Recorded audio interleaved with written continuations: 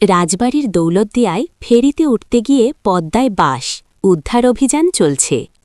রাজবাড়ির দৌলতদিয়া ফেরিঘাটে ফেরিতে ওঠার সময় নিয়ন্ত্রণ হারিয়ে যাত্রীবাহী একটি বাস পদ্মা নদীতে পড়ে গেছে।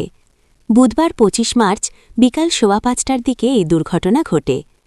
জানা গেছে, রাজবাড়ি থেকে ঢাকাগামী সৌহার্দ্য পরিবহনের একটি বাস ৩ নম্বর পল্টনে ফেরিতে ওঠার সময় হঠাৎ নিয়ন্ত্রণ হারিয়ে নদীতে তলিয়ে যায়।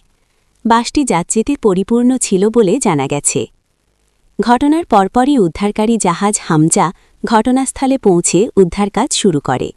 ফায়ার সার্ভিসের ডুবুরি দলও উদ্ধার অভিযানে যোগ দিয়েছে। ইতোমধ্যে গোয়ালন্দ ফায়ার স্টেশনের একটি ইউনিট এবং আরিচা ফায়ার স্টেশনের একটি ডুবুরি দল উদ্ধার কার্যক্রম চালাচ্ছে।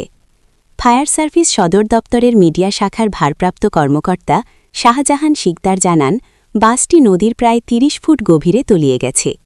পানির নিচে বাসটির অবস্থান শনাক্ত করা হয়েছে এবং সেটি উদ্ধারের চেষ্টা চলছে। তিনি আরও জানান, উদ্ধার কাজ জোরদার করতে ঢাকা সদর দপ্তর ও ফরিদপুর থেকে আরও ২টি ডুবুরি ইউনিট ঘটনাস্থলে পাঠানো হয়েছে। এদিকে বিআইডব্লিউটি-এর উদ্ধারকারী যান হামজার সহায়তায় বাসটি পানির নিচ থেকে তোলার চেষ্টা অব্যাহত রয়েছে। হতাহতদের বিষয়ে এখনও বিস্তারিত তথ্য জানা যায়নি।